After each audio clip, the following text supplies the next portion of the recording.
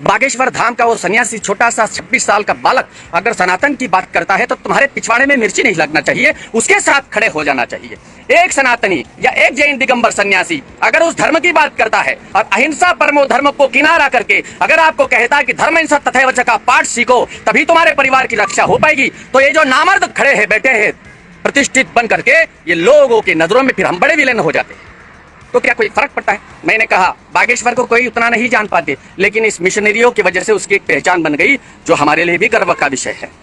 भगवान नारायण कृष्ण के जीवन में अगर कमर कंस नहीं होता तो भगवान श्री कृष्ण को उतना नहीं जान पाते। मैंने कहा ना, आपके जीवन में राक्षसों का आना, शत्रुओं का आना जरूरी है। जिसके जितने ज्यादा शत्रु वो उतना पावरफुल होता है, ये याद रखना। सुभाष चंद्र बोस जी ने कहा, मुझे तुम खून दो मैं तुम्हें आजादी दूंगा। उन्होंने अपना बलिदान तो इस देश के लिए, इस मातृभूमि के लिए दे दिया, लेकिन कांग्रेस ने उनका पन्ना फाड़ दिया, मिटा दिया उनको इतिहास से। कोई कहते हैं कि प्लेन में क्रैश हुआ, कोई कहते हैं कि वो घूमते रहे, जो भी है उनके साथ न्याय नहीं हुआ। न्याय किसके साथ हुआ? अंबेडकर के साथ। उसका चौथा पीढ़ी जो आज भी जिंदा है, पीढ़ी है ही नहीं, वास्तविक अंबेडकर साहब के जो पुत्र थे उनको तो किनारा ही कर दिया, लेकिन ये चौथा पीढ़ी कौन सा पैदा हुआ है पता नहीं। क्या क्या स्टेटमेंट देते हैं। तो याद रखना, यहाँ इसके लिए जिम्मेदार भारत सरकार भी है। अब मैंने कल भारत सरकार को लेकर के एक टिप्पणी की तो एक हिजड़े की नाजायज औलाद आ गया और कहने लगा, अरे गुरुजी क्या सब कुछ सरकार करेगी तो हिंदू क्या ताली बजाएगा? बे बेवकूफ, ताली बजाना तेरे बाप का काम है, हिजड़ों का काम है। सरकार कानून पास करती, सरकार निर्णय लेती है, हम उद्बोधन देते हैं। अगर हमारे पास कानून बनाने की क्षमता होती तो हमें बोलने की जरूरत नहीं होती। सरकार का कर्तव्य होता है, सरकार का क्या कर्तव्य होता है वो बताने के लिए हमें बोलना पड़ता है। 70 वर्षों से कांग्रेस ने जो घटियापंथी कई हिंदुत्व के खिलाफ, हिंदुओं के खिलाफ, वो जग जाहिर होने के बावजूद भी भारत तोड़ो यात्रा में, भारत जोड़ो यात्रा में अगर हिंदू उसके साथ खड़े हैं तो देखो ये शामू पप्पू के साथ खड़ा है, कांग्रेस राकेश टिकैत, कांग्रेस राक्षस टिकैत पप्पू के साथ खड़ा है। अकबरुद्दीन ओवैसी, हालांकि अभी दूर हो गया, ये तो मतलब के लोग होते, जब तक इनका मतलब था कांग्रेस के साथ खड़े हो गया, अभी मीम बन गई। तो भाई हम तो चाहते हैं कि कांग्रेस खत्म हो जाए ताकि हमारा परचम लहराए, वो होने वाला नहीं। लेकिन हमारे कुछ लोग जब सम्मेश शेखर जी का मुद्दा होता है तो जाकर के अकबरुद्दीन के तलवे चाटते हैं।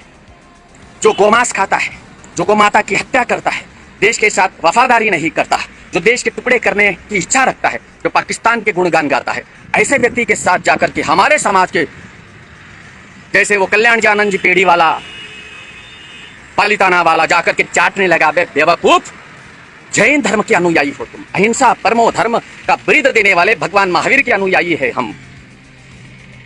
रात्रि को पानी तक नहीं पीने वाला धर्म है हमारा, और तुम गोमांस खाने वाले के चाटने लगे। साले तुम्हारे जैसे व्यक्तियों की वजह से देश और धर्म बदनाम होता है। ये जैनियों की बड़ी बड़ी संस्थाएं, नाम नहीं लेना चाहूंगा, ये इन ऐसे कीड़ों की वजह से जैन धर्म हो या सनातन हो बदनाम होता है। साथियों याद रखना, इस समय हमारी आवश्यकता उस बागेश्वर धाम को है। मनोबल टूटता है फिर उन लोगों का जो धर्म के लिए, देश के लिए आवाज उठाते हैं। तो पूर्ण रूप से सपोर्ट करना होगा उस बागेश्वर का। और जो बागेश्वर धाम को मजाक बनाने का प्रयास कर रहे हैं, ऐसे फिर चाहे कोई भी फलाना ढकना आचार्य हो, खोदनाचार्य हो, उसका विरोध करना होगा तुम्हें। इनकी कोई पहचान ही नहीं। मुझे आश्चर्य लगता है कि इनको गवर्नमेंट सिक्योरिटी देते ही कैसे है। जब कोई आचार्य फतनाचार्य जाता है यहाँ से, मुझे भी मिलने आते हैं, तो 4 पुलिस की गाड़ी आती है, पहले इंक्वायरी होती है, कहीं कुछ बम तो नहीं रखा है।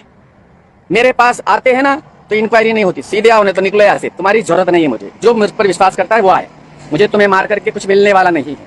मैं उन्हीं को मारूंगा जो देश को तोड़ने की बात करता है। सन्यासी बनकर आओगे तो गले लगा लूंगा, देशभक्त बन करके आओगे गले लगा लूंगा, देश को तोड़ने की बात करोगे तो उसी जमीन में गाड़ दूंगा, पता भी नहीं चलेगा, कोई ढूंढ ना पाएगा। तो साथियों इतना याद रखो, ये देश हमारे देश के कर्णधार, जरूरत वास्तविकता में सन्यासी को किसी भी व्यक्ति की नहीं होती, इनके साथ सिक्योरिटी चलती। भाई किस आधार से ऐसे कौन से कारनामे किए तुमने, ऐसे कौन से कांड किए हैं तुमने जो तुम्हें सुरक्षा दी जाती है गवर्नमेंट के द्वारा?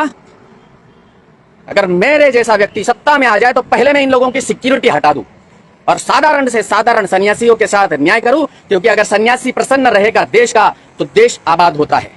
और सनातन को तोड़ने वाले राक्षसों के साथ अगर गवर्नमेंट खड़ी है तो वह गवर्नमेंट भी बर्बाद हो जाती है।